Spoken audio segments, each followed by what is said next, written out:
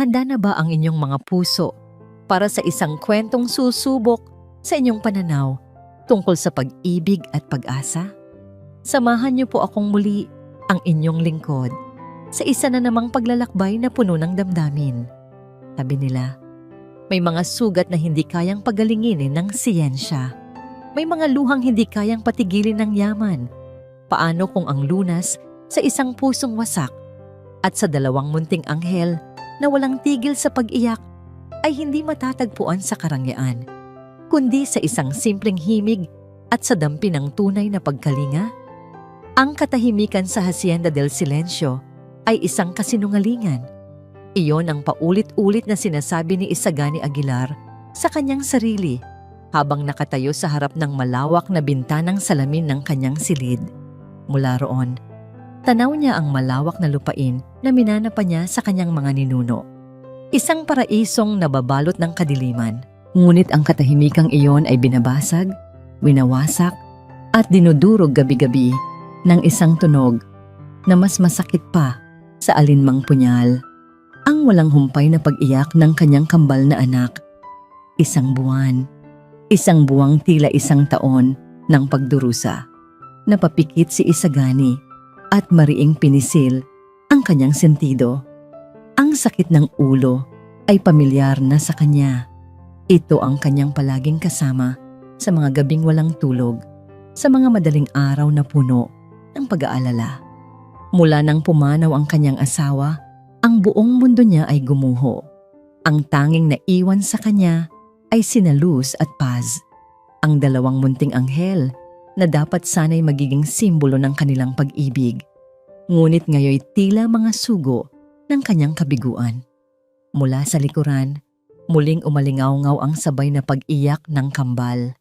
Matinis, malakas, at puno ng sakit na hindi niya maintindihan. Para bang may dinaramdam silang hindi kayang ipaliwanag ng pinakamagagaling na doktor sa bansa. Gani, isang malumanay na boses ang bumasag sa kanyang pag-iisip. Lumingon si Isagani at nakita si Dr. Amihan Reyes nakatayo sa may pintuan ng nursery. Nakasuot ito ng puting coat. Ang kanyang mukha ay nagpapakita ng profesional na pag-aalala. Si Amihan ang kanilang family doctor, isang matalik na kaibigan ng kanyang yumaong asawa, at ang taong sandalan niya mula pa noong magsimula ang bangungot na ito. Still the same, sagot ni Isagani. Ang boses ay pagod at halos paus na. Walang pagbabago, iyak lang sila ng iyak. Lumapit si Amihan at sinilip ang kambal sa kanilang magkahiwalay na kuna. Based on their vital signs, they are physically healthy. It could be a severe case of pediatric colic, maybe sensory overload. We just need to find the right formula. Formula? Amihan, nasubukan na natin ang lahat. Putol ni Isagani, hindi na napigilan ang pagtaas ng boses. Ang mga salitang medikal ay wala ng epekto sa kanya. Ang kailangan niya ay solusyon, hindi teorya. The best specialists, the most expensive milk, everything. Pero wala pa ring nangyayari.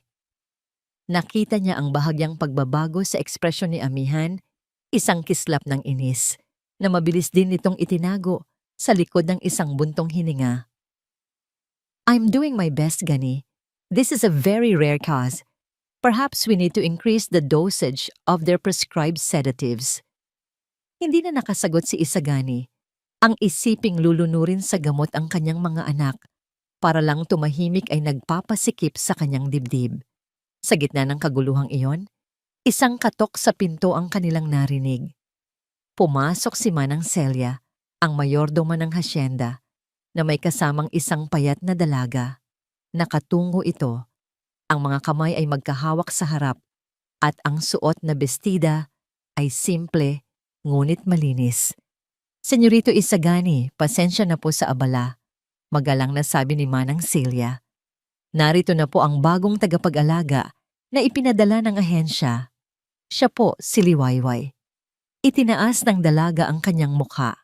Sa unang tingin, wala itong pinagkaiba sa mga naunang kasambahay na sinubukan nilang kunin. Ngunit nang magtama ang kanilang mga mata, may nakita si Isagani Isang kakaibang kalmado, isang uri ng kalungkutan na tila nauunawaan ng bigat ng atmosfera sa loob ng bahay na yon. Ang pag-iyak ng kambal ay lalong lumakas, tila sinasalubong ang bagong dating. Dalhin mo siya sa kanyang silid manang. Bukas ko na siya kakausapin.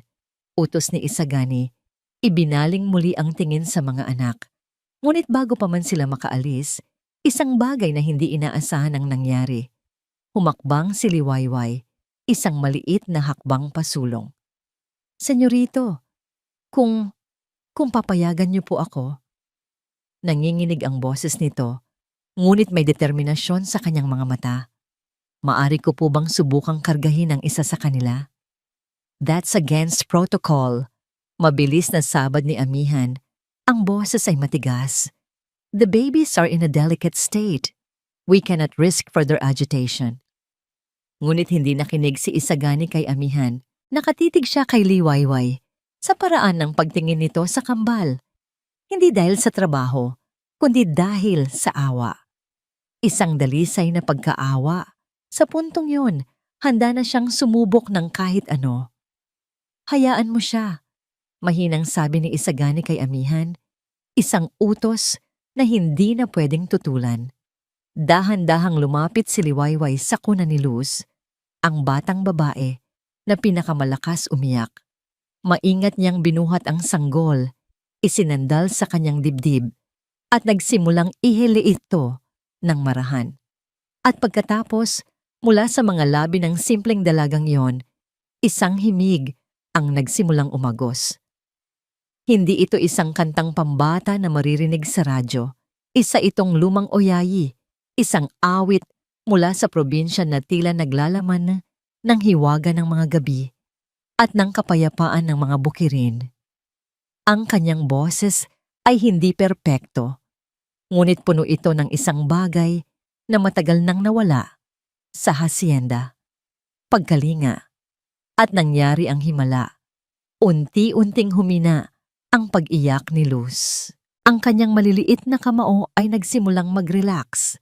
Ang kanyang humihikbing katawan ay dahan-dahang kumalma. Pagkalipas ng ilang sandali, napalitan ng mahimbing na paghinga ang kanyang mga hikbi. Tulog. Si Luz ay natutulog. Mabilis na kinuha ni Liwayway si Paz na nagsisimula ng huminahon at ginawa ang parehong bagay.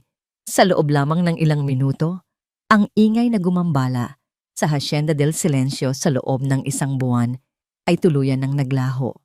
Ang tanging naririnig na lamang ay ang pag-awit ni Liwayway na ngayon ay mas mahina na, tila isang bulong na lamang. Nakatayo si Isagani na parang isang estatwa. Ang galit, pagod, at pag-aalala ay biglang nawala, napalitan ng lubos na pagkamangha. Si Manang Celia ay napanganga, habang si Amihan ay nakatitig kay Liwayway na may halong pagkairita at hindi makapaniwalang ekspresyon. Ang katahimikan, ang totoong katahimikan. Sa wakas, bumalik na ito. Ibinaba ni Liwayway ang dalawang anghel pabalik sa kanilang mga kuna. Natutulog sila ng mahimbing. Ang kanilang mga mukha ay payapa sa unang pagkakataon. Tumingin si Isagani mula sa kanyang mga anak patungo sa babaeng nakatayo sa tabi ng mga ito. Isang estranghero, isang simpleng probinsyana. Ngunit sa gabing iyon, binigyan siya nito ng isang bagay na hindi maibigay ng yaman o siyensya. Sa gitna ng katahimikang yon, isang tanong ang umalingaw-ngaw sa isip ni Isagani. Sino ang babaeng ito? Nagising si Liwayway sa sinag ng araw na tumatama sa kanyang bintana. Sa isang iglap, kinalimutan niya kung nasaan siya. Inakala niyang nasa maliit pa rin siyang kwarto sa kanilang bahay sa probinsya, kung saan ang unang bubungad sa kanya ay ang amoy ng sinaing at ang tunog ng mga manok. Ngunit ang hangin dito ay iba. Ang katahimikan ay may bigat. At nang imulat niya ang kanyang mga mata, bumungad sa kanya ang isang silid na mas malaki pa sa buong sala nila. Dito sa Hacienda del Silencio, kahit ang kwarto para sa isang katulong ay puno ng karangyaan, na sa panaginip niya lang nakikita. Mabilis siyang bumangon. Ang alaala ng nagdaang gabi ay bumalik sa kanya. Ang walang tigil na pag-iyak ng kambal, ang desperadong mukha ni Senyorito Isagani, at ang himalang naganap sa kanyang mga bisig. Isang himala na nagbigay sa kanya ng trabaho, ngunit nagdulot din ng isang kaba na hindi niya maipaliwanag. Sa pagpasok niya sa nursery, naabutan niyang mahimbing pa ring natutulog sina Luz at Paz. Lumapit siya at marahang hinaplos ang kanilang maliliit na pisngi. Isang ngasang ngiti ang gumuhit sa kanyang mga labi.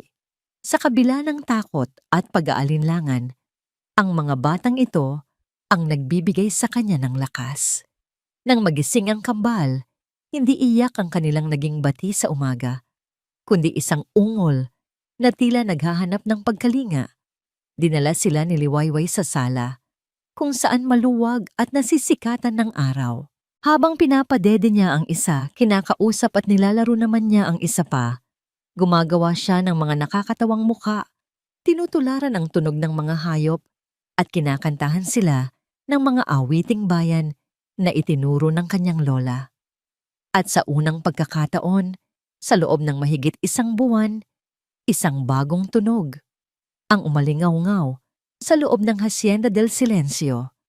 Hindi ito iyak, isang halakhak, mahina at munti, ngunit sapat na para mapatigil ang lahat ng katulong sa kanilang ginagawa.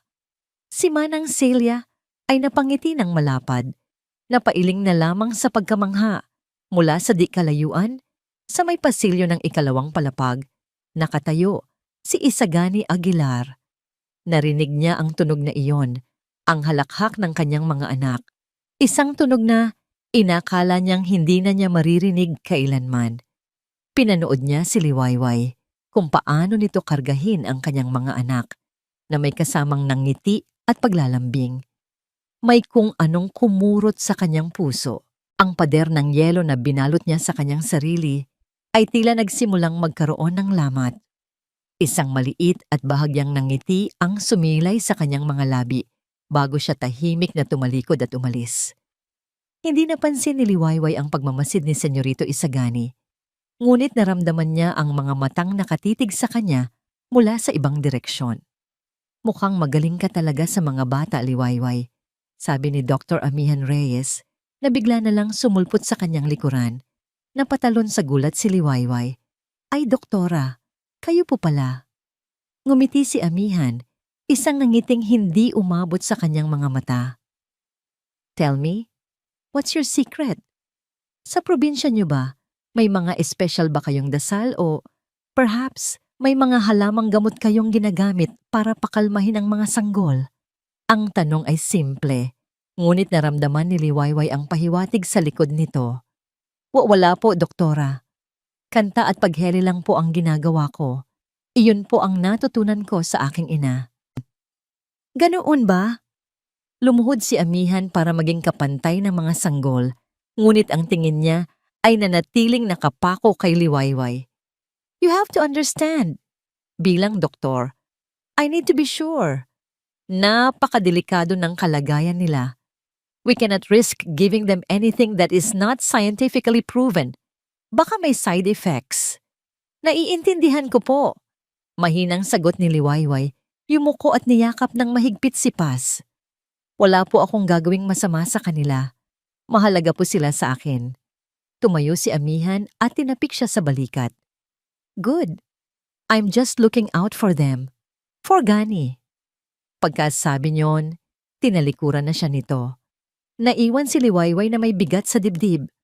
Ang simpleng ligaya na naramdaman niya kanina ay nabahiran na ng pag-aalinlangan. Nang hapong iyon, habang natutulog ang kambal, tinulungan ni Liwayway si Manang Celia sa kusina. Huwag mo na lang masyadong isipin si Doktora Amihan, Hija, sabi ng matanda, na tila nabasa ang kanyang iniisip. Ganoon lang talaga iyon, masyadong protektibo kay Senyorito at sa kambal. Hindi naman po sa ganoon, Manang, sagot ni Liwayway. Natatakot lang po ako. Mahirap po ang kalagayan ko. Mahirap magtiwala sa mga mayayaman, Manang. Sa amin po sa probinsya, ang pamilya ko po ay dating may sariling lupa. Pero nakuha po sa amin sa isang lisyang paraan ng isang mayamang pamilya.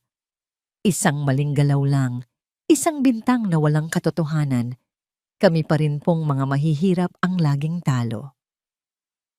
Hinawakan ni Manang Silya ang kanyang kamay. Iba si Senyorito Isagani. Mabuti siyang tao, Liwayway. Nagdadalamhati lang. Ngumiti lang si Liwayway, ngunit sa loob niya, ang takot ay nanatili. Kinagabihan, bago umuwi, dumaan muna si Dr. Amihan sa nursery para sa kanyang final check-up.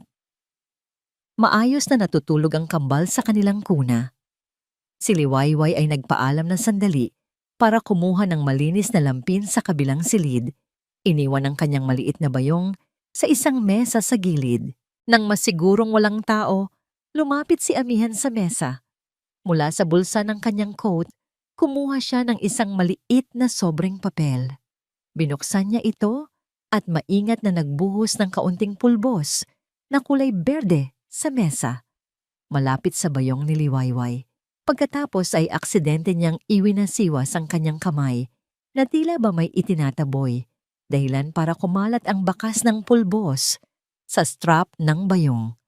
Mabilis niyang pinunasan ng panyo ang karamihan sa pulbos, ngunit sinadya niyang mag-iwan ng manipis na bakas. Isang ebidensyang hindi mapapansin sa unang tingin, ngunit sapat na para magtanim ng duda. Isang malamig na ngiti ang gumuhit sa kanyang mga labi. Pagkatapos ay tumalikod siya at tahimik na lumabas ng silid. Ilang segundo bago bumalik si Liwayway. Sa mga sumunod na araw, isang hindi pamilyar na damdamin ang unti-unting nanahan sa puso ni Isagani Aguilar. Kapayapaan. Ang nakakabinging pag-iyak na dating bumabalot sa hasyenda ay napalitan ng mga halakhak at mahinang pag-ungol ng kanyang kambal. Ang dating malamig at walang buhay na mga pasilyo ay tila nagkaroon ng init bawat umaga. Sa halip na sakit ng ulo, ang bumubungad sa kanya ay ang payapang tanawin ni na Luz at Paz na masayang naglalaro sa mga bisig ni Liwayway. Napanood niya kung paano gumaling ang kanyang mga anak. Nagkaroon sila ng kulay sa kanilang mga pisngi, bumigat ang kanilang timbang, at higit sa lahat, ang kanilang mga mata ay nagkaroon ng kislap ng buhay. Ang lahat ng ito ay dahil sa babaeng yon. Isang gabi, habang papalabas si Isagani mula sa kanyang opisina sa loob ng bahay, natigilan siya. Nakita niya si Liwayway sa sala. Karga-karga ang natutulog ng si Paz habang marahang tinatapik sa likod si Luz na nasa kuna. Pagod ang mababakas sa mukha nito, ngunit ang ngiti sa kanyang mga labi ay hindi nawawala. Pumasok siya sa silid at nag-abot ng isang sobre. Liwayway, nagulat ang dalaga. Senyorito, this is for you, sabi ni Isagani. A bonus. It's more than your monthly salary. You deserve it. Tiningnan ni Liwayway ang makapal na sobre, pagkatapos ay umiling ito ng marahan. Naku, senyorito, sobra-sobra na po ito. Ang sahod ko po ay sapat na. I insist. You saved my children. You saved me. Muling tumanggi si Liwayway, ngunit sa pagkakataong ito, may sinabi siyang nagpatago sa puso ni Isagani. Kung gusto niyo po talaga akong tulungan, senyorito, siguro po, itabi niyo na lang po iyan para sa kambal. Pambili po ng mga bitamina o damit nila paglaki. Ang makita po silang malusog at masaya, iyon na po ang pinakamalaking bonus para sa akin. Natigilan si Isagani. Sa mundo niya, lahat ng bagay ay may katumbas na presyo.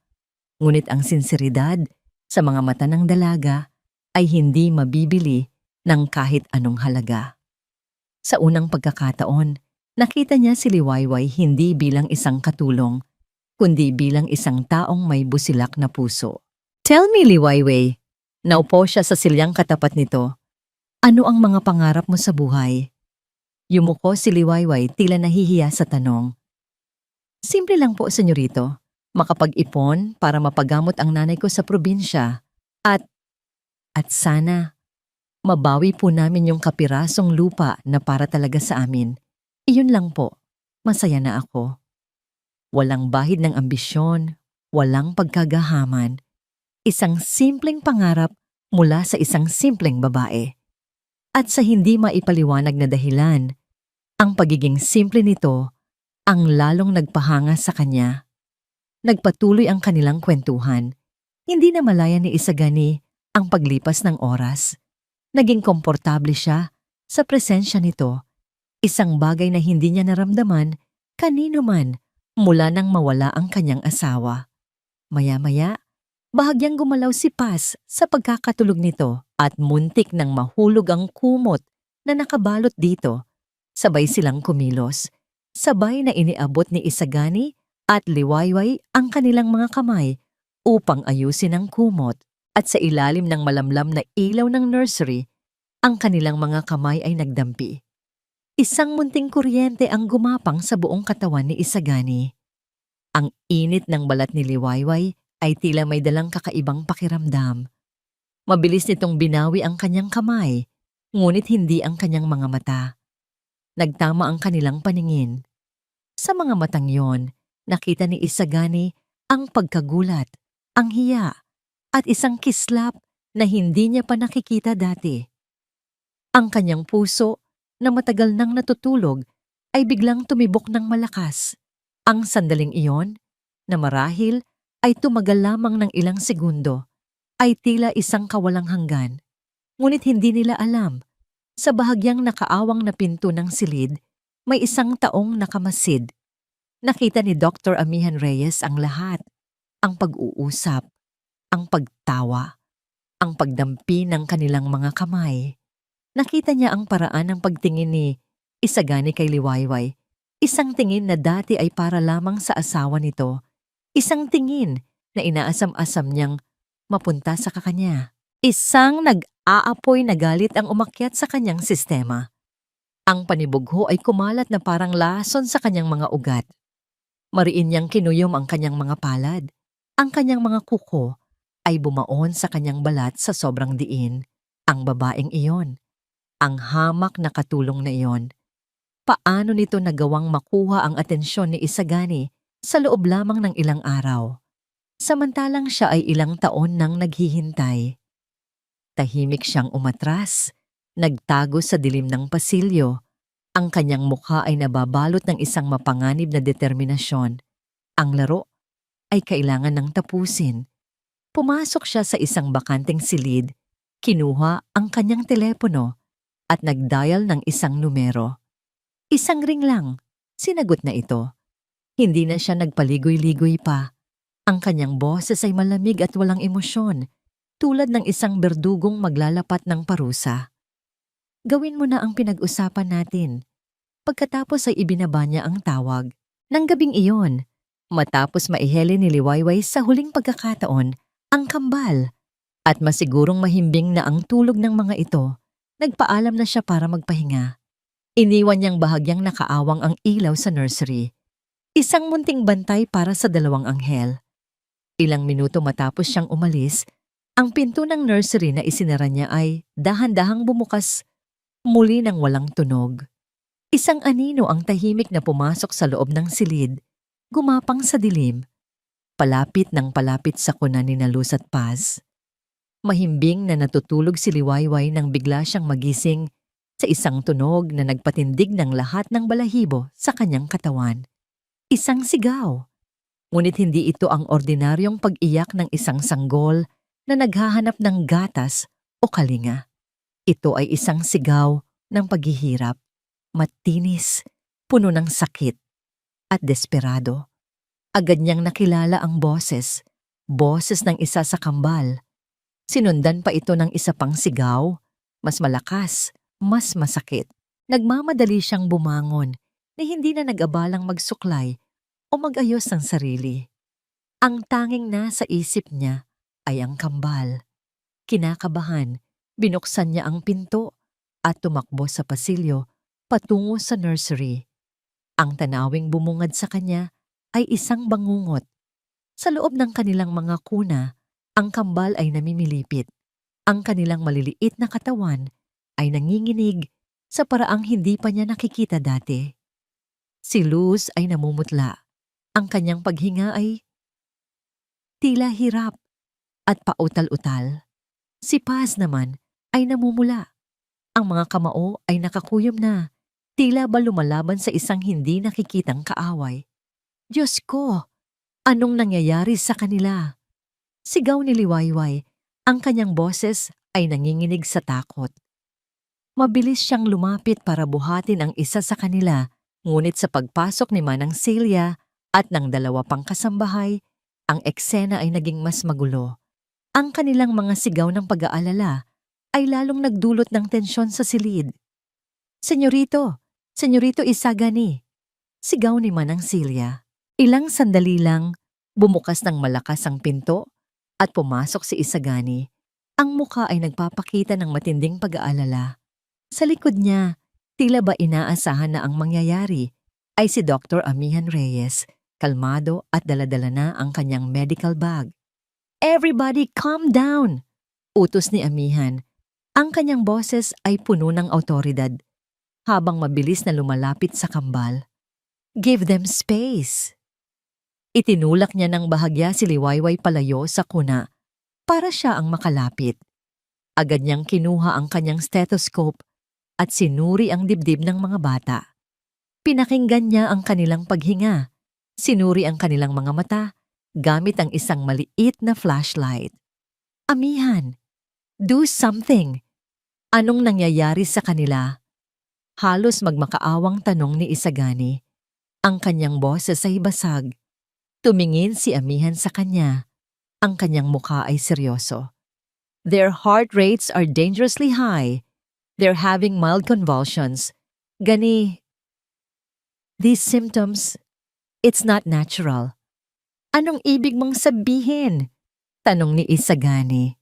Ang mga mata ni Amihan ay dahan-dahang lumingon at tumitig kay Liwayway na nakatayong tulala sa isang sulok. Ang mga luha ay nagsisimula nang mamuo sa kanyang mga mata. Ang titig ni Amihan ay puno ng isang mapanuring pag-aalala. Isang titig na tila ba may itinatagong tanong. Parang may pinainom sa kanila. Sabi ni Amihan sa isang boses na sapat lang para marinig nilang lahat. Something that stimulated their nervous system. Ang mga salitang yon ay parang bombang sumabog sa loob ng silid. Naramdaman ni Liwayway na ang lahat ng dugo sa kanyang katawan ay umakyat sa kanyang ulo. Hindi po. Wala po akong pinapainom sa kanila, maliban sa gatas nila.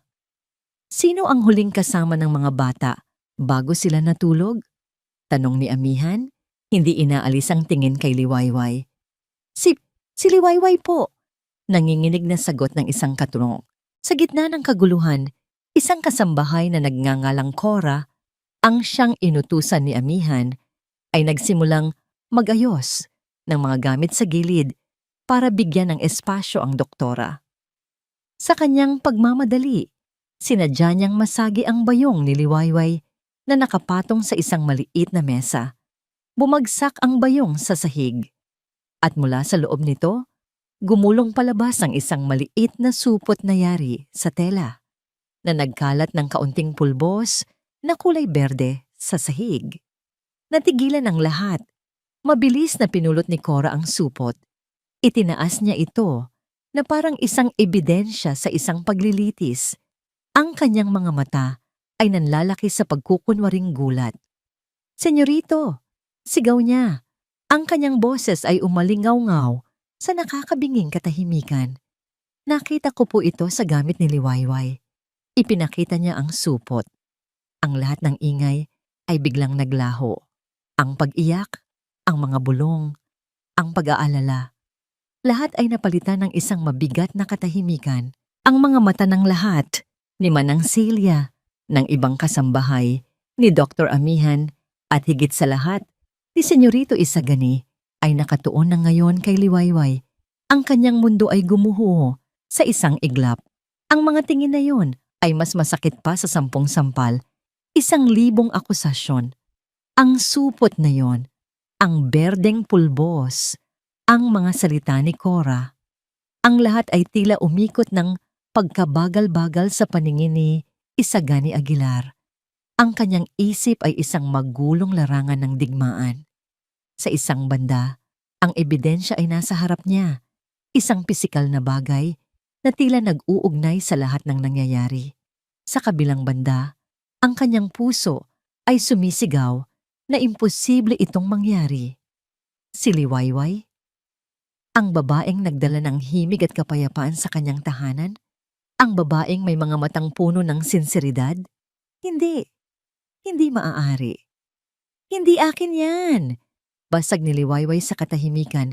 Ang boses niya ay nanginginig ngunit puno ng desperasyon. Tumingin siya ng diretso kay Isagani. Ang kanyang mga mata ay nagmamakaawa. Senyorito, maniwala po kayo sa akin. Hindi ko po alam kung paano napunta dyan yan. Papatayin ko po muna ang sarili ko bago ko saktan ang mga anak ninyo. Ang kanyang mga salita ay tapat. Naramdaman ni Isagani ang katotohanan sa bawat pantig. Ngunit nang lumingon siya at makita ang kanyang mga anak na nanginginig pa rin sa kanilang kuna, ang takot ay muling gumapang at pumulupot sa kanyang puso. Sinasakal ang anumang pag-aalinlangan. Gani, malumanay na sabi ni Amihan. Lumapit ito sa kanya at hinawakan siya sa braso. Ang kanyang paghawak ay tila nagbibigay ng suporta. Ngunit sa katotohanan, ito ay isang kadenang humihila sa kanya palayo sa katotohanan. I know this is hard to accept. Ayoko rin sanang maniwala. Kinuha niya ang supot mula kay Cora at maingat na inamoy ito.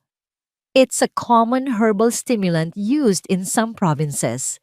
In small doses, it keeps you awake. But for infants, it's poison. Pagkatapos ay kumuha siya ng isang maliit na medical kit mula sa kanyang bag. Mula roon, kumuha siya ng sample mula sa bibig ng isa sa kambal gamit ang cotton swab. Naglagay siya ng ilang patak ng kemikal sa sample. Halos kaagad, ang likido ay nagbago ng kulay. Naging maruming berde, kapareho ng kulay ng pulbos. It's a quick field test for alkaloids found in the herb, paliwanag ni Amihan. Ang kanyang boses ay puno ng malungkot na awtoridad. It's positive. I wish I were wrong, Gani, but the science doesn't lie. Ang resulta ng test ang huling pako sa kabaong ng pagtitiwala ni Isagani. Ang konkretong ebidensya, ang paliwanag na siyentipiko. Ang lahat ay nakaturo sa isang direksyon, sa isang tao. Hinarap niya si Liwayway. Ang kanyang mukha ay isang maskara ng galit at pagkasiphayo. Bakit, Liwayway? Bakit mo ginawa ito? I gave you my trust. Pinagkatiwalaan ka ng buong bahay na ito. Hindi ko po alam, senyorito. Wala po akong kasalanan. Humagulgol si Liwayway. Napaluhod na ito sa sahig. Ang kanyang pagtanggi ay malakas, ngunit sa tainga ni Isagani na nababalot na ng takot at ng mga salita ni Amihan, ito ay tila mga walang lamang dahilan. Si Amihan ay yumuko at sinubukang itayo si Liwayway, kumanap bilang isang tagapamayapa. Liwayway, umamin ka na lang. Maybe you made a mistake. Baka akala mo makakatulong ito sa kanila. Just tell us the truth. Ang katotohanan po ay wala akong ginagawang masama. Sigaw ni Liwayway. Itinulak ang kamay ni Amihan. Ang pagod, puyat at matinding pag-aalala para sa kanyang mga anak ay umabot na sa sukdulan. Wala nang puwang para sa pag-iisip si Isagani. Ang kailangan niya ay aksyon. Ang kailangan niya ay iligtas ang kanyang mga anak mula sa panganib. Manang Celia, sabi ni Isagani. Ang kanyang boses ay malamig at walang emosyon. Tumawag ka ng pulis. Ang mga salitang yon ay parang isang hatol ng kamatayan. Natigilan si Manang Celia. Natigilan ang lahat ng kasambahay. Ngunit higit sa lahat, natigilan si Liwayway. Ang kanyang pag-iyak ay biglang huminto. Dahan-dahan siyang tumingala kay Isagani. Ang kanyang mukha ay basang-basa ng luha. Ngunit ang kanyang mga mata ay hindi na nagmamakaawa. Napalitan ito ng isang bagay na mas malalim. Isang hindi makapaniwalang sakit, isang matinding pagkadurog ng puso. Hindi na siya nagsalita pa. Hindi na siya nagpumiglas nang dumating ang mga pulis. Tahimik lang siyang tumayo habang ipinuposas ang kanyang mga kamay sa kanyang likuran. Habang dinadala siya palabas, dumaan siya sa harap ni Isagani. Sa huling pagkakataon, nagtama ang kanilang mga mata. Sa mga mata ni Liwayway, nakita ni Isagani ang lahat ng pagtitiwala na ibinigay nito sa kanya, na ngayon ay durog na durog na. Nakita niya ang lahat ng kabutihan na ipinakita nito, na ngayon ay sinuklian ng isang malupit na bintang. At bago siya tuluyang ilabas sa pinto, nagsalita si Liwayway sa huling pagkakataon. Ang kanyang boses ay hindi na nanginginig. Ito ay kalmado, ngunit may bigat na tila isang sumpa. Wala akong kasalanan. Darating ang araw, pagsisisihan mo ito. Senyorito Isagani. Ang mga salitang iyon ay tumatak sa isip ni Isagani. Napanood niya siyang mawala sa dilim ng gabi. Dinala palayo ng patrol car. Nang magsara ang pinto, ang katahimikan ay bumalik sa hasyenda. Ngunit hindi ito ang kapayapaan na dala ni Liwayway. Ito ay isang katahimikan na malamig, mabigat, at puno ng akusasyon. Doon, habang karga-karga ang kanyang umiiyak pa ring mga anak, naramdaman ni Isagani ang unang tusok ng pagdududa. Isang maliit na tinik sa kanyang puso na nagsasabing, paano kung nagkamali ka? 2 araw, 48 oras na tila walang katapusan. Iyon ang haba ng pananatili ng kambal sa pribadong ospital na pag-aari ng pamilya ni Dr. Amihan Reyes. Ngunit sa kabila ng lahat ng modernong kagamitan at ng walang tigil na pagbabantay, walang nagbago. Sina Luz at Paz ay nanatiling mahina, matamlay, at paminsan-minsan ay muling dinadapuan ng panginginig. Ang pag-alis ni Liwayway sa hasyenda ay hindi nagdulot ng lunas. Nakatayo si Isagani sa labas ng glass window ng nursery, pinagmamasdan ang kanyang 2 anak na natutulog sa loob ng incubator. Isang hukbo ng mga tubo at wire ang nakakabit sa kanilang maliliit na katawan. Ang tanawin ay isang punyal na humihiwa sa kanyang puso. Inakala niyang sa pagdakip kay Liwayway, matatapos na ang panganib, ngunit mali siya. Ang anino na bumabalot sa kanyang mga anak ay naroon pa rin, at mas madilim pa kaysa dati. Sa kanyang isipan, paulit-ulit na umaling-awngaw ang mga huling salita ni Liwayway. Darating ang araw, pagsisisihan mo ito, Senyorito Isagani. Ang mga salitang iyon ay hindi na isang sumpa. Ito ay naging isang tanong. Isang tanong na unti-unting kumakain sa kanyang katinuan. They are stable for now, sabi ni Amihan na sumulpot sa kanyang tabi. Inabot sa kanya ang isang tasa ng kape. The toxins are still in their system, but we are flushing it out. It will take time. Hindi sumagot si Isagani. Tumatango lang siya, ngunit ang kanyang isip ay nasa ibang lugar. Paano kung hindi lason ang problema? Paano kung ang problema ay mas malalim pa? Umuwi siya sa hasyenda ng gabing iyon na may bigat sa dibdib. Ang bahay ay mas tahimik kaysa dati. Ang katahimikan ngayon ay hindi na kapayapaan. Ito ay kalungkutan. Walang oyayi, walang halakhak, walang Liwayway. Sa halip na pumasok sa kanyang silid, natagpuan niya ang kanyang sarili na nakatayo sa harap ng isang pinto na halos 1 taon na niyang hindi binubuksan. Ang silid ng kanyang yumaong asawa, si Elena. Dahan-dahan niyang pinihit ang seradura. Pumasok siya sa loob. Ang lahat ay nasa ayos pa rin. Eksakto sa kung paano ito iniwan ni Elena. Ang amoy ng kanyang pabango ay nananatili pa rin sa hangin. Isang multo ng masasayang alaala. Hinaplos niya ang ibabaw ng tokador, ang mga paboritong libro nito sa estante. Isang matinding pangungulila ang bumalot sa kanya. Sa lugar na ito, naramdaman niya ang matinding pangangailangan para sa isang gabay, para sa isang kasagutan na hindi niya mahanap. Naupo siya sa paboritong silya nito sa tabi ng bintana. Mula roon, Tanaw ang hardin ng mga puting rosas na pinakamamahal ni Elna. Doon, sa maliit na mesang katabi ng silya, nakita niya ito. Isang kwadernong nababalutan ng katad. Ang talaarawan ni Elena. Nanginginig ang mga kamay na kinuha niya ito. Sa simula, ang kanyang binabasa ay puno ng saya at pag-ibig. Ang kanilang kasal, ang kanilang mga biyahe, ang balitang nagdadalang tao ito sa kambal. Napangiti si Isagani sa kabila ng mga luhang namumuo sa kanyang mga mata. Ngunit habang papalapit siya sa mga huuling pahina, ang tono ng pagsusulat ay nagbago. Napalitan ito ng pag-aalala, ng pagkalito, ng unti-unting panghihina. Binasa niya ang tungkol sa mga pagkahilo nito, ang biglaang panghihina ng katawan na hindi maipaliwanag ng mga doktor. At pagkatapos, narating niya ang huling isinulat na pahina. Ang petsa ay 2 araw bago ito tuluyang isinugod sa ospital. Ang sulat kamay ni Elena ay nanginginig. Tila ba hirap na hirap itong isulat ang bawat salita. Amihan gave me new vitamins again. It's a special herb, she said. Galing pa daw sa plantasyon ng pamilya nila. It's supposed to make me stronger for the twins. But after taking it, I feel weaker, not stronger. Para akong laging pagod, laging inaantok. Pero hindi ako makatulog ng mahimbing. May kakaiba, may mali. Huminto sa paghinga si Isagani.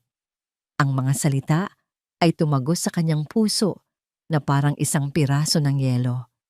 Amihan, mga bitamina, isang espesyal na herb, isang takot na hindi pa niya naramdaman kailanman ang nagsimulang gumapang sa kanyang sistema. Mabilis niyang binalikan ang naunang pahina, hinahanap ang anumang detalye, at doon niya nakita ito. Isinulat sa gilid ng pahina na may kasamang maliit na drawing ng isang dahon. Ang pangalan ng halamang gamot na ibinigay ni Amihan. Halamang gising. Nanlaki ang mga mata ni Isagani. Ang kanyang puso ay nagsimulang tumibok ng sobrang bilis. Ang kanyang dugo ay tila nagyelo sa kanyang mga ugat. Halamang gising.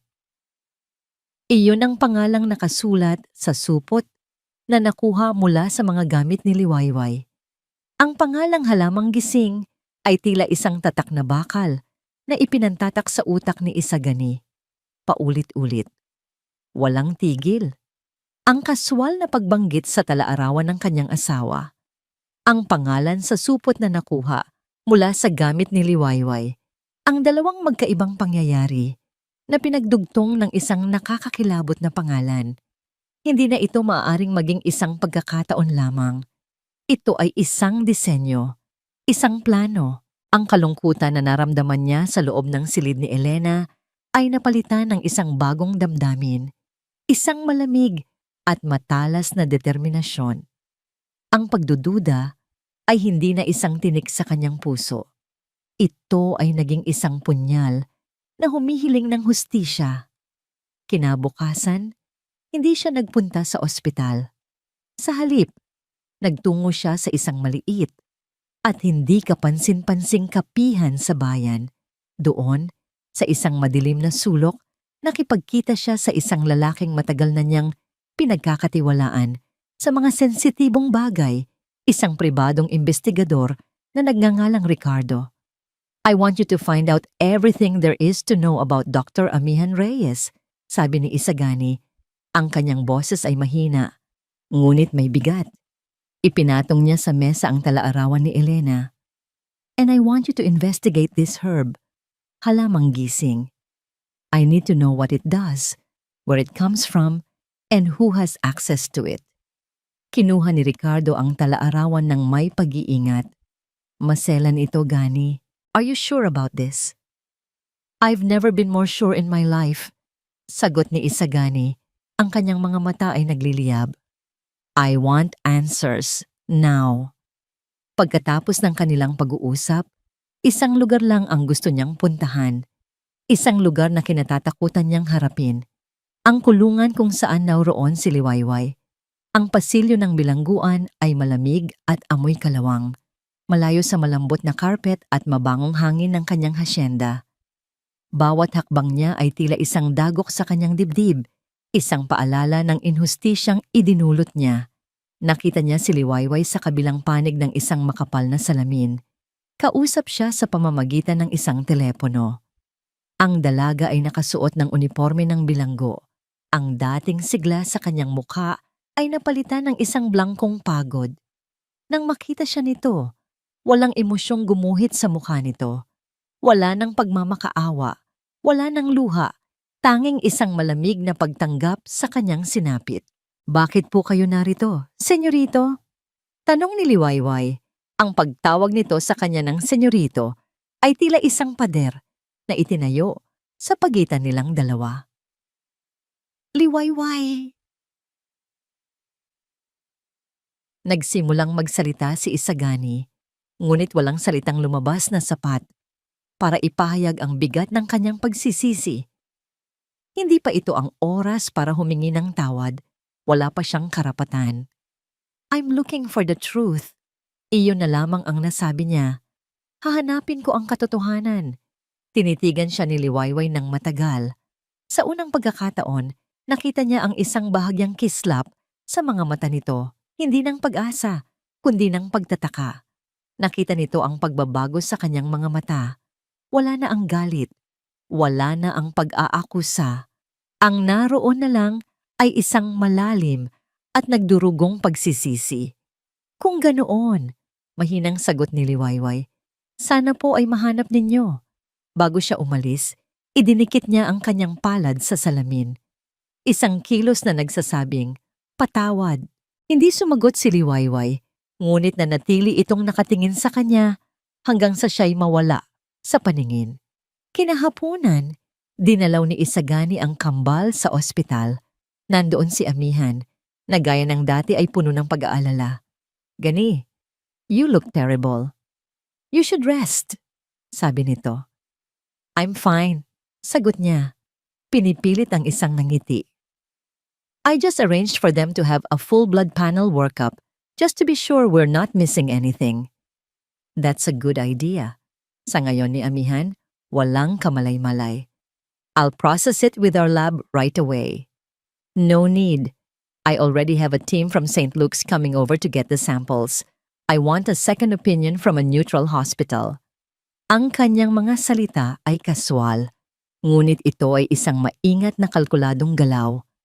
Nakita niya ang bahagyang pagbabago sa ekspresyon ni Amihan, isang kislap ng pagkabahala, ngunit mabilis din itong napalitan ng isang profesional na ngiti.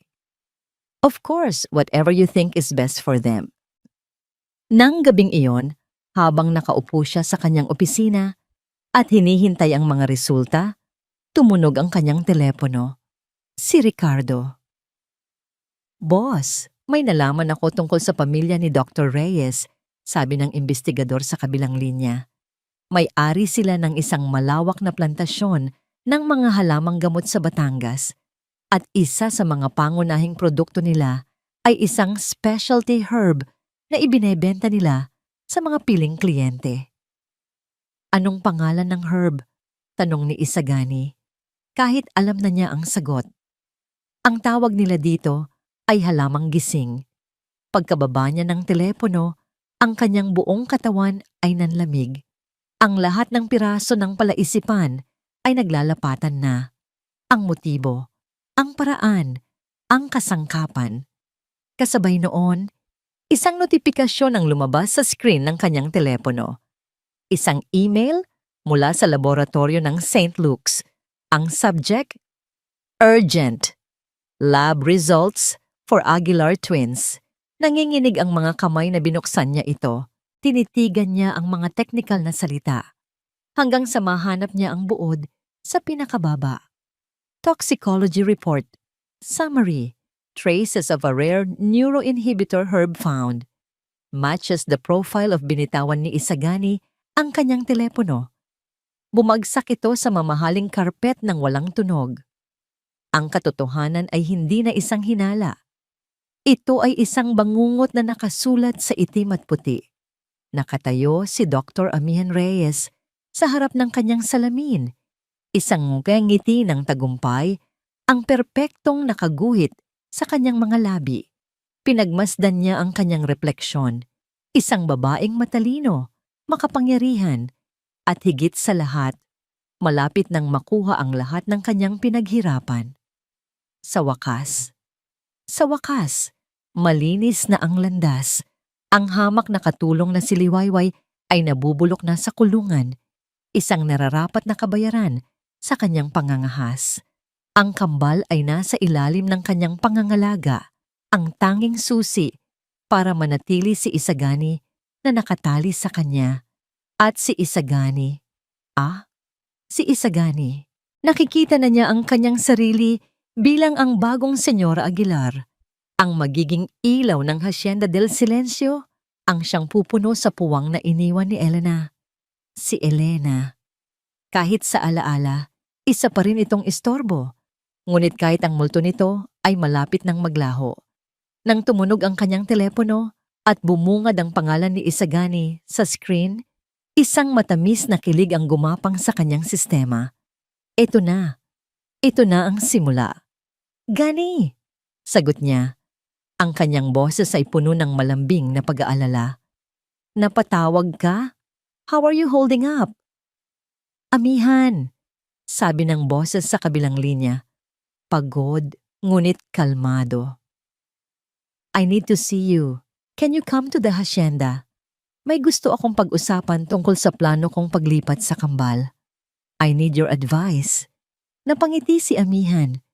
Ang paghingi nito ng payo sa kanya ay musika sa kanyang pandinig. Ito ay patunay na siya ang kailangan nito. Siya lang at wala ng iba. Of course, Gani. I'm on my way. Pagkababa ng tawag, muli siyang humarap sa salamin. Inayos niya ang kanyang buhok, naglagay ng kaunting kolorete. Perpekto.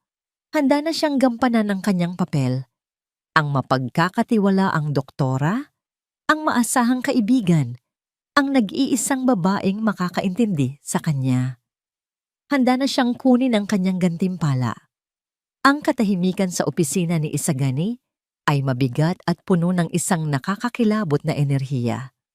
Sa ibabaw ng kanyang lamesang yari sa mahogany, maingat niyang inayos ang mga instrumento para sa pagbagsak ng isang anghel. Sa kaliwa, ang opisyal na resulta ng laboratorio mula sa St. Luke's. Ang pangalang halamang gising ay naka-highlight na pula. Isang salitang sumisigaw ng kataksilan. Sa gitna, ang lumang talaarawan ni Elena. Bukas sa huling pahinang isinulat nito. Ang nanginginig na sulat kamay ng kanyang asawa ay isang tahimik na testigo mula sa libingan. Sa kanan, ang report mula kay Ricardo, kumpleto sa mga litrato ng plantasyon ng mga Reyes sa Batangas at ang listahan ng kanilang mga piling kliyente. Ang bawat piraso ng ebidensya ay isang hakbang palapit sa katotohanan. Ang bawat segundo ng paghihintay ay isang paghahanda para sa huling pagtutuos. Wala nang galit sa puso ni Isagani, wala nang pagkalito. Ang nararamdaman niya ay isang nagyelong kalinawan. Ang pagdadalamhati niya para kay Elena at ang pag-aalala para sa kanyang mga anak ay nagsanib at naging isang sandatang matalas at walang awa. Narinig niya ang tunog ng sasakyan ni Amihan na paparating. Huminga siya ng malalim, isinara ang folder na naglalaman ng mga report at itinago ang talaarawan sa ilalim nito.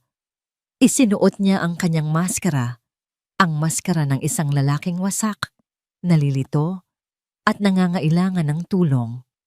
Bumaba siya para salubungin ito. Pagpasok ni Amihan sa pinto, agad nitong ibinigay ang kanyang pinakamatamis na ngiti ng pakikiramay. Lumapit ito at hinawakan ang kanyang braso. Gani, kamusta ka na? How are the twins? Tanong nito. Ang mga mata ay puno ng pekeng pag-aalala. They're the same, Amihan. Walang pagbabago. Sagot ni Isagani. Hinayaan itong makita ang pagod sa kanyang mukha. That's why I called you. I'm thinking of transferring them to a hospital in the States. Gusto kong malaman ang opinyon mo. Ang pain ay perpekto. Nakita niya ang kislap ng tagumpay sa mga mata nito na mabilis ding tinakpan ng profesional na pag-aalala. That's a big step, Gani. We need to talk about it thoroughly. We have to make sure it's the right decision. Exactly? Sang-ayon ni Isagani. Let's talk in my study. It's more private. Sumunod si Amihan nang walang pag-aalinlangan. Habang paakyat sila sa hagdanan, nasa likod niya si Isagani, pinagmamasdan ang bawat hakbang ng babaeng sumira sa kanyang pamilya. Pumasok sila sa kanyang opisina. Isinara ni Isagani ang malaki at mabigat na pinto. Ang tunog ng pagsara nito ay tila isang hudyat. Pagkatapos, marahan niyang pinihit ang susi. Ang mahinang klik ng seradura ay umalingaw-ngaw sa nakakabinging katahimikan ng silid. Natigilan si Amihan. Lumingon ito. Ang ngiti sa kanyang labi ay unti-unting naglaho nang makita ang pagbabago sa ekspresyon ni Isagani. Ang maskara ng kalungkutan ay bumagsak na. Ang tanging natira ay isang mukhang walang emosyon na mas nakakatakot pa kaysa sa anumang galit. Gani, why did you lock the door? Hindi siya sumagot.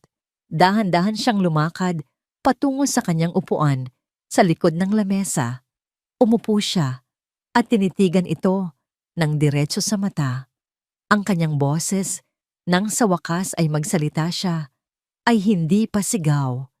Ito ay malamig, kalmado, at puno ng isang bigat na hindi pa naririnig ni Amihan kailanman. Amihan, maupo ka. Let's talk about my wife. Ang mga salitang "let's talk about my wife" ay tumama kay Amihan na parang isang malakas na sampal. Bigla, ang temperatura sa loob ng silid ay tila bumagsak. Ang hangin ay naging mabigat at mahirap hingahin. Naintindihan niya kaagad. Hindi ito isang simpleng pag-uusap. Ito ay isang paghuhukom. Elena, what about her? Tanong niya. Pilit pinapanatili ang kalma sa kanyang boses, kahit na ang puso niya ay nagsimula nang tumibok ng mabilis at malakas. Hindi sumagot si Isagani. Sa halip, dahan-dahan niyang itinulak ang isang folder sa ibabaw ng mesa, palapit sa kanya. Buksan mo. Nanginginig ang mga kamay na binuksan ni Amihan ang folder. Ang unang pahinang bumungad sa kanya ay ang toxicology report mula sa St. Luke's. Ang kanyang mga mata ay nanlaki nang makita ang naka-highlight na pangalan. Halamang gising. What is this? This is absurd! Depensa niya. Itinutulak palayo ang folder. This is a mistake. Our hospital lab found nothing of this sort. Talaga? Tanong ni Isagani. Ang kanyang boses ay nanatiling mapanganib na kalmado. Kinuha niya ang talaarawan ni Elena at marahang ipinatong sa ibabaw ng report. Bukas sa huling pahina. Pakibasa mo ang isinulat ng asawa ko, Amihan. Basahin mo sa akin. Hindi makagalaw si Amihan. Nakatitig lang siya sa pamilyar na sulat kamay ni Elena. Ang mga salitang isinulat nito ay tila mga multong bumabangon mula sa nakaraan para siya'y usigin. I don't know what you're talking about. Giit niya, ang kanyang boses ay nagsisimula ng manginig. Vitamins lang ang binigay ko sa kanya para sa kalusugan niya. Huwag ka nang magsinungaling. Sa unang pagkakataon, tumaas ang boses ni Isagani. Idinampot niya ang isang maliit na voice recorder mula sa kanyang drawer at pinindot ito. Isang pamilyar na boses ang umalingaw-ngaw sa silid. Ang boses ni Cora, ang katulong na nakapulot ng supot. Opo, senyorito. Si Doktora Amihan po ang nag-utos sa akin. Binigyan niya po ako ng malaking pera para ilagay ang supot na yon sa gamit ni Liwayway. Ang pag-amin ay malinaw at hindi maikakaila. Doon, ang huling pader ng pagkukunwari ni Amihan ay tuluyan ng gumuho. Ang kanyang mukha, na dating kalmado at propesyonal, ay naging isang maskara ng galit at desperasyon. So what if I did it? Sigaw niya, Tumatayo mula sa kanyang upuan. Ginawa ko lang kung ano ang nararapat. Sinubukan niyang gamitin ang kanyang huling sandata, ang pagmamanipula. Gani, ginawa ko ang lahat ng ito dahil mahal kita. Hindi mo ba nakikita? I've been by your side through everything. Si Elena, she was weak. Hindi kanya kayang alagaan. At ang babaeng iyon, ang isang hamak na probinsyana, anong alam niya sa pag-ibig? Anong alam niya sa'yo? Pag-ibig? Tumawa si Isagani, isang tawang walang bahid ng saya, puno ng pagkasuklam.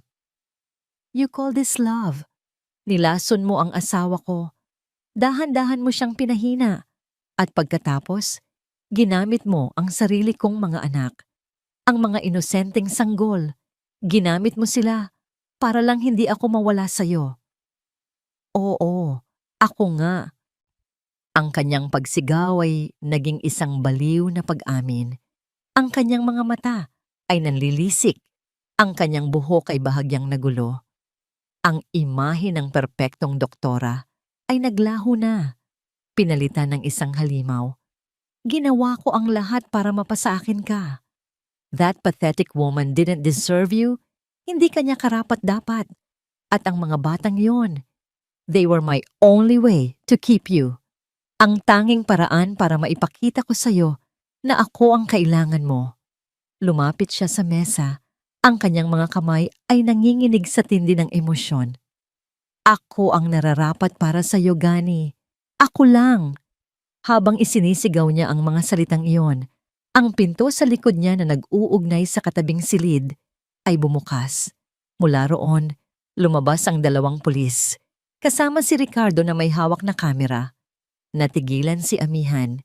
Napatingin siya sa mga pulis, pagkatapos ay kay Isagani. Sa mga mata nito, nakita niya ang katapusan. Wala nang takas. Wala nang pagkukunwari. You planned all this, bulong niya.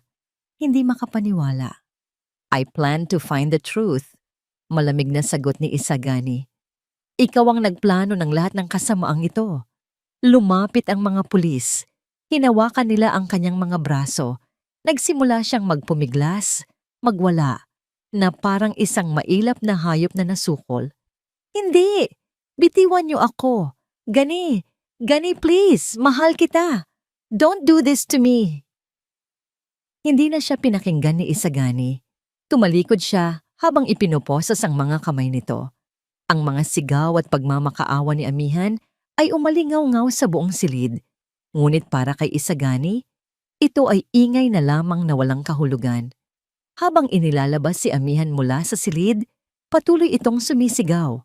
Ang kanyang mga huling salita ay puno ng lason at kabaliwan. Hindi pa tayo tapos, Isagani. Hindi pa. Nang sa wakas ay maisara na ang pinto, isang nakakabinging katahimikan ang muling bumalot sa opisina. Si Isagani ay naiwang nakatayo, nanginginig ang buong katawan. Naramdaman niya ang pagod, ang galit, ang sakit. Ngunit sa ilalim ng lahat ng iyon, naramdaman din niya ang isang bagay na matagal na niyang hindi nararamdaman. Isang uri ng kalayaan. Natapos na ang bangungot. Ngunit alam niya, ang pinakamahirap na bahagi ay ngayon palang magsisimula. Ang harapin, ang babaeng sinira niya dahil sa kanyang pagkakamali. Ang sikat ng araw ay may ibang pakiramdam sa labas ng rehas. Mas mainit. Mas totoo. Iyon ang unang naisip ni Liwayway nang humakbang siya palabas ng pinto ng presinto, isang babaeng malaya. Inabot sa kanya ang kanyang mga lumang damit at ang maliit na bayong na naging dahilan ng kanyang pagkakakulong. Niyakap niya ito ng mahigpit, isang paalala ng bangungot na sa wakas ay natapos na. Huminga siya ng malalim. Pinupuno ang kanyang baga ng hangin ng kalayaan. Ngunit ang kalayaan ay may kasamang pait. Habang naglalakad siya palayo, naramdaman niya ang mga mata ng mga tao, narinig niya ang kanilang mga bulungan. Ang balita tungkol sa pag-aresto kay Dr. Amihan Reyes at ang paglaya niya ay nasa lahat ng dyaryo. Inilabas ng pamilya Aguilar ang isang formal na public apology. Nililinis ang kanyang pangalan at inaako ang lahat ng pagkakamali. Ngunit ang papel ay papel lamang. Ang mga salita ay mga salita lamang. Hindi nito kayang burahin ang alaala ng malamig na selda. Ang pakiramdam ng pagiging pinagtaksilan, ang sakit ng pagtingin sa mga mata ni Senyorito Isagani na puno ng akusasyon. Tumuloy siya sa isang maliit na paupahan sa bayan, isang lugar na malayo sa karangyaan ng hasyenda. Dito, sinubukan niyang muling buuin ang kanyang sarili. Ngunit bawat gabi, sa kanyang pagtulog, bumabalik ang tunog ng humahagulgol na kambal at ang pag-click ng posas sa kanyang mga pulso. Isang hapon, habang nagwawalis siya sa harap ng kanyang munting silid, isang pamilyar na itim na sasakyan ang huminto sa tapat. Mula roon, bumaba si Isagani Aguilar. Ngunit hindi siya nag-iisa. Karga niya sa kanyang kaliwang braso si Paz, habang hawak-hawak naman sa kanang kamay ang baby carrier kung saan mahimbing na natutulog si Luz. Natigilan si Liwayway. Ang kanyang puso ay naghalo-halo. Isang biglaang pananabik para sa mga bata na sinabayan ng isang matalas na kirot ng alaala. Lumapit si Isagani, ang kanyang mukha ay nagpapakita ng isang pagod at pagsisisi na mas malalim pa kaysa sa nakita niya dati. Liwayway, sabi nito. Ang boses ay halos isang bulong. Wala akong mukhang ihaharap sa'yo. Wala akong karapatang humingi ng tawad, pero hindi nito natapos ang kanyang sasabihin. Sa sandaling iyon, nagising si Paz at nakita siya. Ang munting bata ay biglang ngumiti. Ang mga maliliit na braso ay iniabot. Sabik na magpakarga. Waway? Ang munting ungol nito. Isang taksil na luha ang pumatak mula sa mata ni Liwayway. Hindi niya napigilan ang sarili. Kinuha niya si Paz at niyakap ito ng mahigpit. Nilalanghap ang pamilyar na amoy ng sanggol na kanyang inalagaan. Ako ang may kasalanan ng lahat. Pagpapatuloy ni Isagani, ang kanyang boses ay basag. Nabulag ako ng takot. Nagpadala ako sa mga kasinungalingan. Pinakinggan ko ang lahat. Maliban sa sarili kong puso. Liwayway, patawarin mo ako. Itinaas ni Liwayway ang kanyang tingin mula kay Paz at tinitigan si Isagani. Ang galit na dati niyang naramdaman ay wala na. Ang natira na lamang ay isang malawak at malalim na kalungkutan. Pinatawad na kita, Senyorito. Mahinang sabi niya, at sa bawat salita ay may kasamang bigat. Noong araw pa na nalaman kong ligtas ang kambal at nalaman ang katotohanan. Pero huminto siya, huminga ng malalim para labanan ang isa pang pag-agos ng luha. Pero hindi ko alam kung paano pa magtiwala. Sinira niyo po hindi lang ang pangalan ko. Sinira niyo po yung paniniwala ko na posibleng maging mabuti ang isang taong tulad ninyo. Ang sakit po dito, itinuro niya ang kanyang dibdib. Hindi po nabubura ng kahit anong paghingi ng tawad. Walang naisagot si Isagani. Tumango na lamang siya, tinatanggap ang bawat salita na parang isang nararapat na parusa. Hindi na siya nagpumilit pa. Ibinigay niya ang isang bayong na puno ng prutas at mga bitamina at tahimik na umalis. Ngunit kinabukasan, bumalik siya. Hindi para manggulo, kundi para lang iabot ang isang supot ng mainit na pandesal. Nang sumunod na araw, isang bag ng mga laruan para sa mga pamangkin mo sa probinsya. Sabi niya, araw-araw siyang dumarating. Hindi siya nagtatanong kung babalik pa ba siya. Hindi siya nagsasabi ng mga matatamis na salita. Nagpapakita lang siya. Isang tahimik na presensya na nagsasabing, hindi ako aalis. Ikinukwento niya ang mga ginagawa ng kambal, kung paano nagsisimula nang maglakad si Luz, o kung paano natutong pumalakpak si Paz. Pinapanood lang siya ni Liwayway. Nakikita niya ang pagbabago. Nakikita niya ang sinseridad. Ngunit ang pader sa paligid ng kanyang puso ay nanatiling matatag. Ang sugat ay masyadong sariwa. Isang umaga, pagdating ni Isagani, Dala-dala ang isang maliit na basket ng mga gulay. Natagpuan niyang bukas ang pinto ng silid ni Liwayway. Ngunit wala ito sa loob. Ang silid ay malinis na. Ang mga gamit nito ay wala na. Sa ibabaw ng maliit na mesa, may isang nakatuping papel. Binuksan ito ni Isagani. Ang sulat kamay ni Liwayway. Senyorito Isagani, salamat po sa lahat. Pero kailangan ko na pong umalis. Kailangan ko pong hanapin muli ang aking sarili. Malayo sa lugar na ito. Malayo sa mga alaala. Pakiyakap na lang po para sa akin sina Luz at Paz. Huwag po kayong mag-alala. Lagi ko silang ipagdarasal. Lubos na gumagalang. Liwayway na iwan si Isagani na nakatayo sa gitna ng bakanting silid. Hawak ang sulat. Ang pag-alis ni Liwayway ay hindi isang parusa. Ito ay isang bunga ng kanyang mga pagkakamali. At sa sandaling iyon, naintindihan niya na ang tunay na pagbabayad sala ay hindi sa pamamagitan ng pagpilit, kundi sa pamamagitan ng pagtanggap at pagpapaubaya. 6 na buwan. 6 na buwan ng mga araw na puno ng pagbabago para kay Isagani Aguilar. Ang Hacienda del Silencio ay hindi na isang tahanan ng katahimikan. Napuno ito ng mga bagong tunog, ang maliliit na yabag ng kambal na natututo ng maglakad, ang kanilang mga halakhak habang naghahabulan sa malawak na pasilyo, at ang pagtawag nila ng papa sa tuwing makikita siya. Tinupad ni Isagani ang isang tahimik na pangako sa kanyang sarili. Ibinuhos niya ang lahat ng kanyang oras at atensyon sa kanyang mga anak. Siya na mismo ang nagpapakain sa kanila, nagpapatulog, at nagbabasa ng mga kwento bago matulog. Natutunan niyang maging isang ama sa tunay na kahulugan nito. Ang negosyo ay naging pangalawa na lamang. Ang kanyang mundo ay umikot na lamang kina Luz at Paz. Ngunit sa kabila ng lahat ng saya, may isang piraso ng kanyang puso na nananatiling bakante. Isang pangungulila na hindi mapunan ng kahit anong halakhak. Sa mga gabing tahimik, kapag natutulog na ang kambal, madalas siyang nakatayo sa balkonahe, nakatingin sa mga bituin sa probinsya ng Tala, at iniisip kung nasaan na kaya si Liwayway. Hindi siya tumigil sa paghahanap.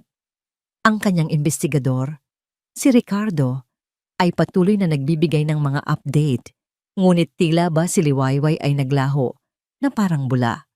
Isang araw, kinailangan niyang magtungo sa isang malayong probinsya sa timog para sa isang mahalagang business deal.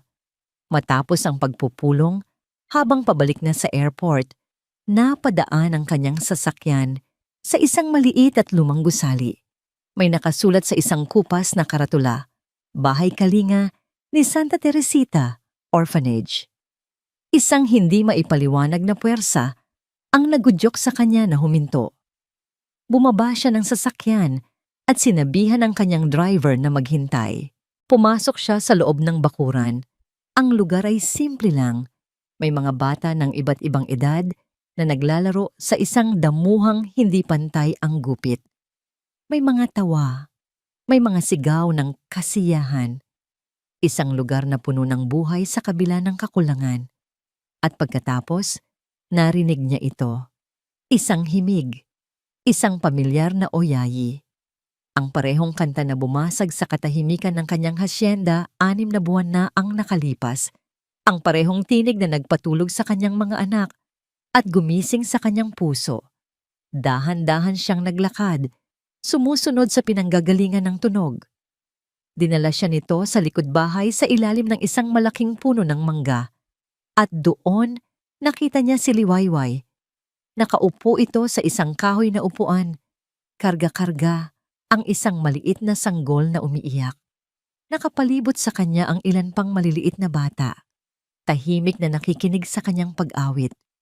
Ang kanyang buhok ay nakatali lang ng simple. Ang kanyang suot ay isang payak na duster. Ngunit ang kanyang mukha ay nagliliwanag. May isang kapayapaan sa kanyang mga mata. Isang kasiyahan na hindi niya nakita kahit kailan nung nasa hasyenda pa ito. Nang matapos ang kanta at makatulog na ang sanggol sa kanyang mga bisig, doon lang siya napansin ng mga bata. Isang bata ang kumalabit sa kanya. Ate Liway, may tao po. Tumingala si Liwayway. Ang kanilang mga mata ay muling nagtama. Ang oras ay tila huminto. Ang ingay ng mga bata ay naglaho. Sa mga mata ni Liwayway, nakita ni Isagani ang pagkagulat. Ngunit wala na ang sakit. Wala na ang pader. Tumayo si Liwayway matapos maingat na maibigay ang natutulog na sanggol sa isang mas matandang tagapag-alaga. Dahan-dahan siyang lumapit kay Isagani. "Senyorito, anong ginagawa niyo po rito?" Tanong niya. Ang kanyang boses ay mahina. "Hindi na, senyorito, Liwayway," sagot ni Isagani. Isang maliit na ngiti ang sumilay sa kanyang labi. "Just Gani." Hindi sila nag-usap tungkol sa nakaraan. Hindi na kailangan. Sa halip, ikinuwento ni Isagani ang tungkol sa kambal. Kung paano na sila kalaki. Kung paano nila hinahanap-hanap ang kanyang mga kanta tuwing gabi. Ikinuwento naman ni Liwayway kung paano niya nahanap ang lugar na ito at kung paano niya natagpuan ang isang bagong layunin sa pag-aalaga sa mga batang ulila. Sa kanilang pag-uusap, nakita ni Isagani ang babaeng mas minahal pa niya. Isang Liwayway na mas matatag, mas panatag, at mas buo. Natagpuan nito ang kanyang sarili, hindi sa pamamagitan ng paglimot sa nakaraan, kundi sa pamamagitan ng pagyakap sa kanyang tunay na bokasyon, ang magbigay ng pagmamahal. Nang dumating na ang oras para umalis si Isagani, ang bigat sa kanyang dibdib ay napalitan ng isang magaan na pakiramdam. Ang paghahanap ay tapos na. "Babalik ka pa ba?" Tanong ni Liwayway. Isang simpleng tanong na naglalaman ng 1,000 kahulugan. Hindi siya sinagot ni Isagani ng isang pangako o isang pakiusap. Tinitigan niya lang ito ng diretso sa mga mata. Ang kanyang puso ay puno ng paggalang at isang pag-ibig na natutong maghintay. "Nandito lang ako, Liwayway," sabi niya. "Hihintayin kita, gaano man katagal." Pagkasabi niyon, tumalikod na siya at nagsimulang maglakad palayo. Hindi na siya lumingon pa. Alam niyang ang desisyon ay hindi na sa kanya. Ito ay nasa mga kamay na ng babaeng nagturo sa kanya kung ano ang tunay na kahulugan ng pag-asa. Ang mga salita ni Isagani, "Hihintayin kita, gaano man katagal," ay umalingaw-ngaw sa isip ni Liwayway sa mga sumunod na araw at linggo. Pagkaalis niya, isang bahagi ng puso ni Liwayway ang nakaramdam ng gumaan. Natagpuan niya ang kapayapaan sa bahay kalinga, sa piling ng mga batang nangangailangan ng kanyang pagkalinga. Dito, siya ay si Ate Liway, ang nagpapatulog sa kanilang mga takot, ang nagpupunas sa kanilang mga luha. Dito, siya ay buo. Ngunit sa gabi, kapag ang lahat ng bata ay mahimbing na at ang tanging naririnig na lamang ay ang tunog ng kuliglig, ang kapayapaan ay napapalitan ng isang pamilyar na pangungulila. Naaalala niya ang ngiti ni Paz, ang halakhak ni Luz. Naaalala niya ang mga mata ni Isagani, mga matang puno ng pagsisisi, ngunit ngayon ay puno na rin ng isang pag-asang hindi niya kayang kalimutan. Naiintindihan niya kung bakit siya umalis. Kailangan niyang paghilumin ang sarili, malayo sa anino ng hasyenda. Ngunit habang lumilipas ang panahon, isang bagong katotohanan ang unti-unting lumilinaw sa kanyang puso. Ang paghilom ay hindi nangangahulugang paglimot. Isang gabi, habang kinakantahan niya ang isang sanggol na may lagnat, naitanong niya sa kanyang sarili, "Saan ba talaga ang tahanan ko?" Ang sagot ay dumating na parang isang malinaw na bulong ng hangin. Ang tahanan ay hindi isang lugar. Ito ay kung nasaan ang mga taong minamahal mo. Ang pagmamahal niya para kina Luz at Paz, at ang umuusbong na pagmamahal niya para sa nagbagong si Isagani, ay mas malakas na pala kaysa sa sakit ng nakaraan. Ang takot ay naroon pa rin, ngunit ang pag-ibig ay mas matapang. Kinabukasan, nagpaalam siya sa mga madre at sa mga bata sa bahay kalinga na may pangakong lagi siyang babalik para dumalaw. May daladala siyang isang maliit na bag, ngunit ang kanyang puso ay puno ng isang malaking desisyon. Ang malaking tarangkahan ng Hacienda del Silencio ay bumukas. Nakatayo si Isagani sa may pinto ng mansyon, karga-karga ang kambal na abala sa paglalaro. Ilang buwan na siyang naghihintay, ngunit hindi siya nawalan ng pag-asa. Bawat araw, umaasa siyang ito na ang araw, at sa wakas, dumating na nga. Mula sa tarangkahan, isang pamilyar na figura ang dahan-dahang naglalakad palapit, si Liwayway. "Mama Way!" Sabay na sigaw ng kambal. Ang kanilang maliliit na boses ay puno ng pananabik. Nagpumigla sila sa pagkarga ng kanilang ama. Ang kanilang mga braso ay nakaabot sa babaeng papalapit. Bumaba si Isagani at ibinaba ang kambal. Ang dalawa ay tumakbo ng mabilis.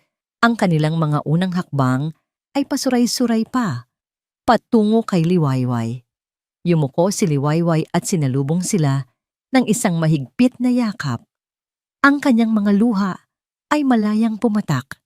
Ngunit sa pagkakataong ito ay mga luha ng kagalakan.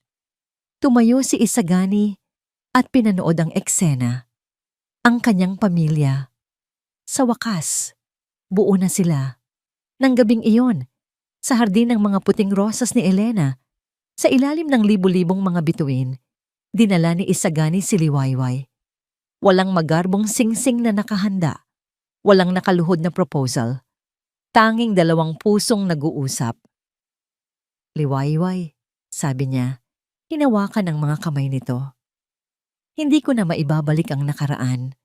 Habang buhay kong dadalhin ang pagsisisi sa sakit na naidulot ko sa'yo. Pero maaari kong ipangako ang aking kinabukasan, ang kinabukasan namin ng kambal." Tumingin siya ng diretso sa mga mata nito. "Hindi ako naghahanap ng yaya para sa mga anak ko, at hindi rin ako naghahanap ng kapalit para sa asawa ko. Ang hinahanap ko ay ikaw. Gusto kong bumuo ng isang bagong pamilya, isang bagong simula, kasama ka. Liwayway di makulangan. Payagan mo sana akong mahalin ka at alagaan, kasama sina Luz at Paz, habang buhay." Sa pagkakataong ito, ang mga luha ni Liwayway ay sinamahan na ng isang matamis na ngiti. Oo, Gani. Oo. Ang kanilang kasal ay simple lamang, idinaos mismo sa hardin ng hacienda. Ang mga bisita ay hindi mga sikat na politiko o mayayamang negosyante. Ang mga naroon ay si Manang Celia at ang mga tapat na kasambahay, si Ricardo, na naging kaibigan na niya, at isang bus na puno ng mga masasayang bata mula sa bahay kalinga, na nagsilbing kanilang mga abay. Sa harap ng lahat, ipinangako nila ang kanilang pag-ibig sa isa't isa. Makalipas ang ilang buwan, sa isang malamig na umaga, magkakasama ang apat sa balkonahe ng kanilang silid. Pinapanood nila ang dahan-dahang pagsikat ng araw sa malayong kabundukan. Karga ni Isagani si Paz, habang yakap naman ni Liwayway si Luz. Ang hangin ay sariwa, at ang katahimikan ay hindi na katahimikan ng kalungkutan. Ito ay katahimikan ng kapayapaan. Ang Hacienda del Silencio ay tuluyan ng nabura, pinalitan ng isang tahanang puno ng pagmamahal. Hinalikan ni Isagani ang buhok ni Liwayway at ibinulong, "Alam mo, ang pangalan ng mga anak natin ay Luz at Paz. Liwanag at kapayapaan. Matagal kong inakalang iyon ang kailangan ko, pero mali pala ako." Tumingin siya sa mga mata ng kanyang asawa. Ang kanyang puso ay umaapaw sa pasasalamat at pag-ibig. "Ang kailangan ko pala ay bukang Liwayway," sabi niya. "Ikaw ang liwayway ng buhay ko." Ngumiti si Liwayway, isinandal ang kanyang ulo sa balikat ni Isagani habang sabay nilang pinanood ang pagdating ng isang bagong simula. At dito po nagtatapos ang kwento ni Naliwayway at Isagani. Isang kwentong nagpapaalala sa atin na ang tunay na pag-ibig ay hindi nasusukat sa yaman o estado sa buhay.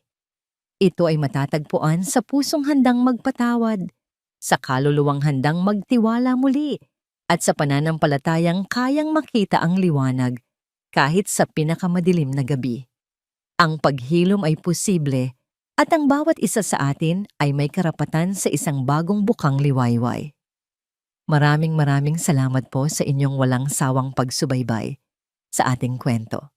Sana po ay napulutan ninyo ito ng aral at inspirasyon. Ano po ang masasabi ninyo sa naging kapalaran ni Naliwayway at Isagani? At anong klaseng kwento naman po ang gusto ninyong marinig sa susunod? I-comment nyo lang po sa ibaba at lagi po kaming nakikinig sa inyo. Hindi dito nagtatapos ang ating paglalakbay. Marami pa pong kwentong kasing ganda at mas puno ng aral dito sa aming channel. Kung nagustuhan nyo ang kwentong ito, i-like, i-share sa pamilya at mga kaibigan at mag-subscribe na rin para lagi kayong updated sa mga susunod pa naming kwento. I-click nyo ang notification bell para kayo ang unang makarinig kapag may bago kaming upload. Pagpalain po kayo ng Panginoon, kayo at ang inyong buong pamilya.